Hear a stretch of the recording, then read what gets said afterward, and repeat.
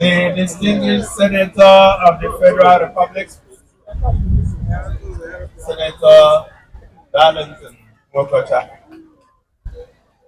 permit me to use you to reach out to other members of the National Assembly and members of the legislature in the states, local governments, both serving and retired. Honorable Commissioner for Petroleum and Mineral Resources, Professor Jiwa Ogbonna, as a son of the soil, permit me to use you to reach out to other commissioners that are here, including the Honorable Attorney General and Commissioner for Justice, Honorable Commissioner for Works, Honorable Commissioner for Information, and other commissioners that are here. You are welcome. The Chief of Staff to the Governor, Pastor Helen Ajaba, PhD. If you don't mind, I would like to use you to reach out to other government appointees that are here, including special advisors, senior special assistants, heads of parastatals and agencies, permanent secretaries, and civil servants. The executive mayor of OBU local government, Honorable Maxwell Mwatike, I'd like to use you to reach out to your brother mayors, deputy mayors, former mayors, councillors, former councillors. Let me thank you for joining us. The chairman, the state chairman of Labour Party, Honorable Emmanuel Mwezoti. Thank you for joining us here today, and permit me to use you to reach out to other leaders of Labour Party who are here, and of course former leaders of Labour Party, members of Labour Party, Labour Party, Labour Party, forward ever. Let me recognize especially the head of delegation of the European Union and all members of his delegation that joined us here today. Massimo De Luca, thank you for joining us, and I'm happy that you had the patience to be part of what we're doing today. As we leave here, you will also join us to OBERETE. So I'm sure we are not stretching you too much, but thank you.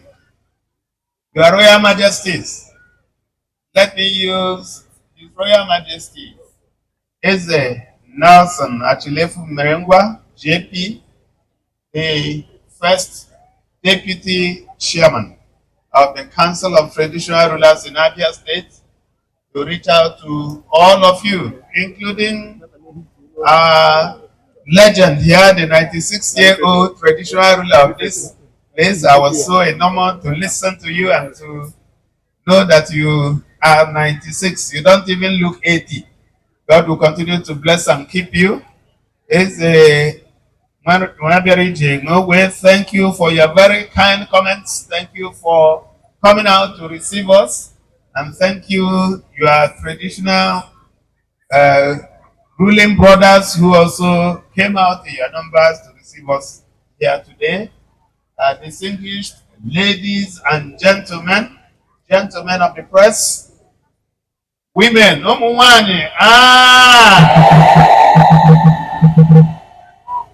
on, no tole.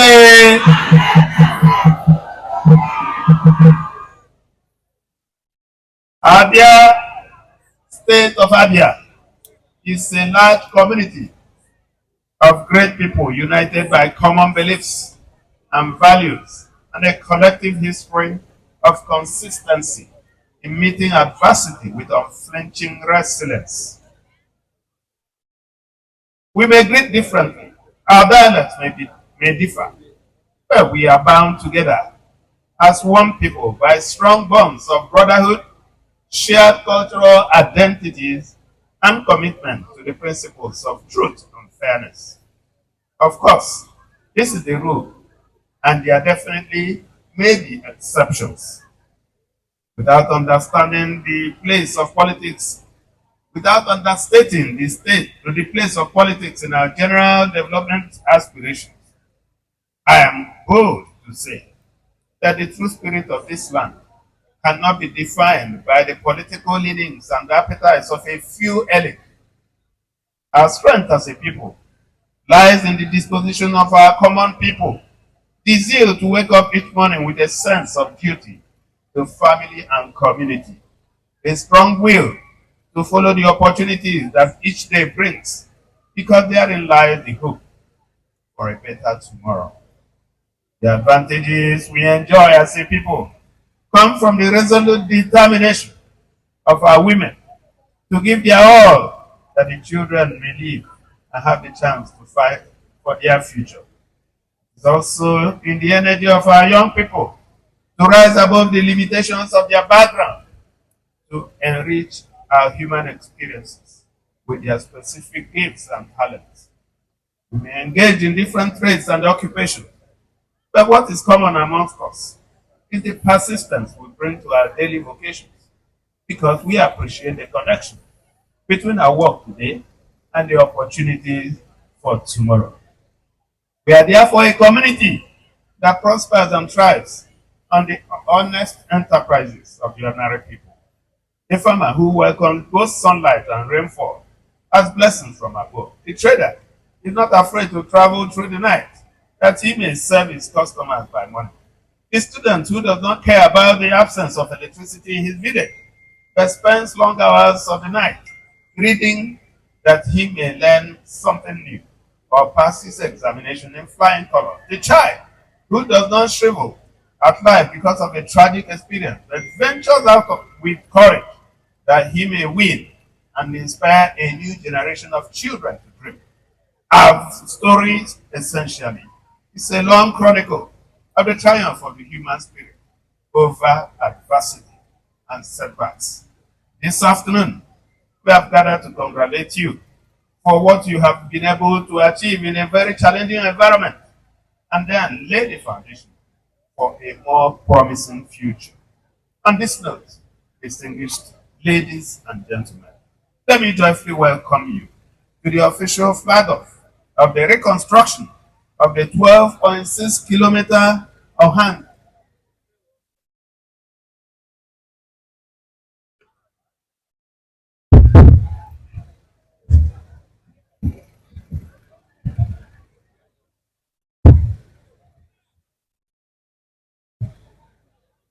I'm sorry, village people have started.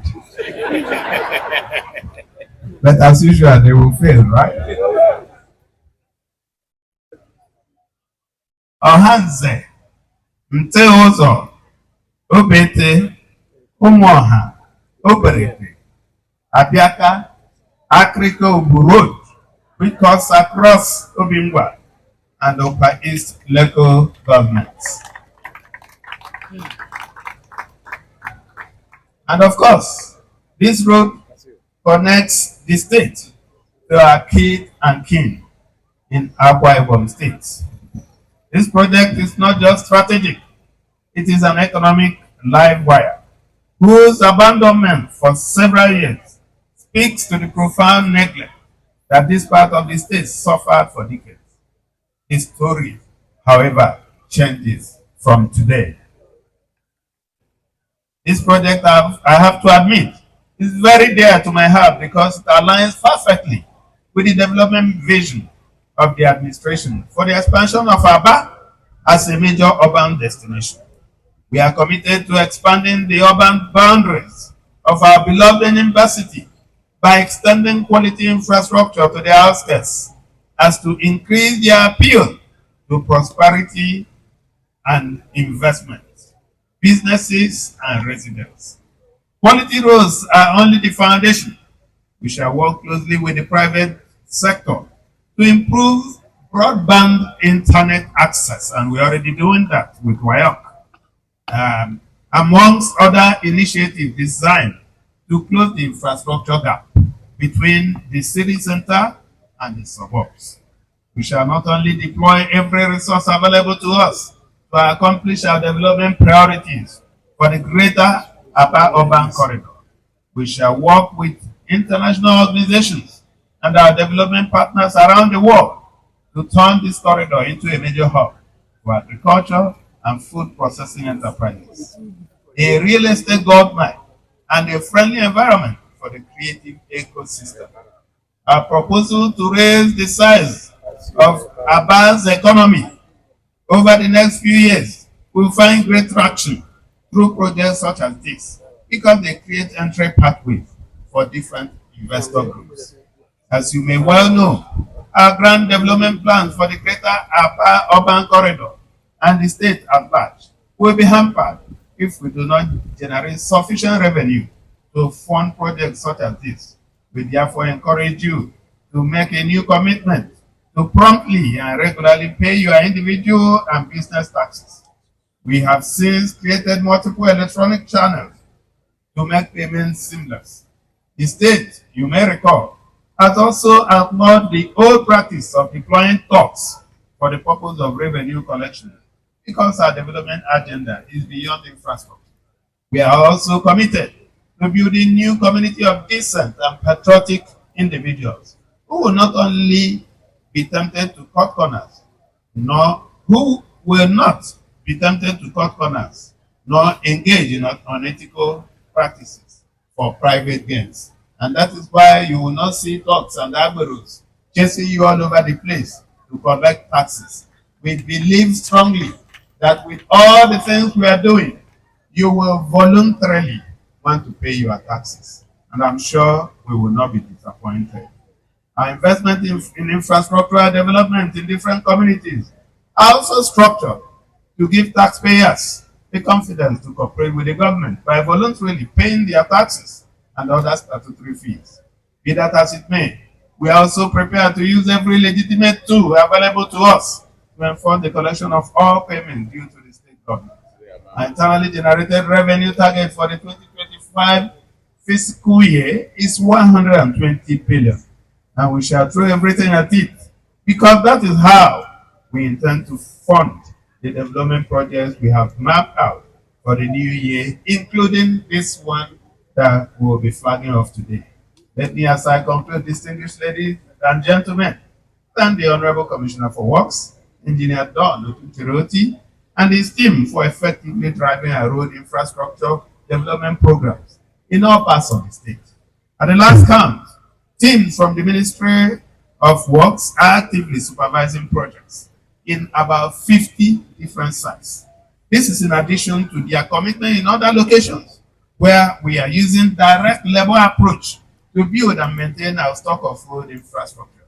And that is why as you drive around out here today, you will hardly see potholes.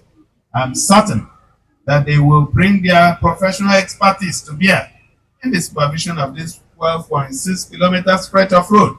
As always, there should be no compromise, and execution must match the approved design specifics, except where changes are required to accommodate new development that have not been anticipated at the design stage. I'm impressed with the profile and track record of the contractor who had just spoken to us. And like you can see, even before the flag off of this project, just like other projects that we have flagged off, the contractors have already started work. So we have no doubt that they will deliver ahead of schedule. Now, so call on the general public and the community stakeholders in particular to cooperate with the construction team for the successful delivery of this project. This is not just about the government. The different stakeholder groups in their community should take ownership, just like distinguished Senator Darlington Mokocha said, and guard against theft of construction materials by hoodlums or any form of harassment or extortion of the construction workers, as such practices have no place in the new area. The timely delivery of this project is on our hands. So we are invited to work in synergy to make it happen. Distinguished ladies and gentlemen, let me use this opportunity also to thank the community, the Agalaba community, and the communities who have gathered together to package gifts for us. We want to say thank you very much for the gare, the palm oil, and then the other one.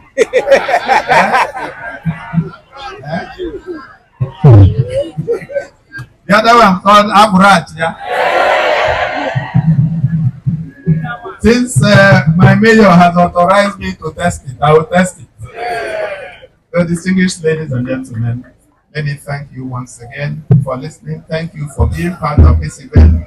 And as we invite those who have been pre-selected and pre-assigned to join us as we flag off this 12.6 kilometer road. Thank you very much. All right, thank you. Please a round of applause for His Excellency.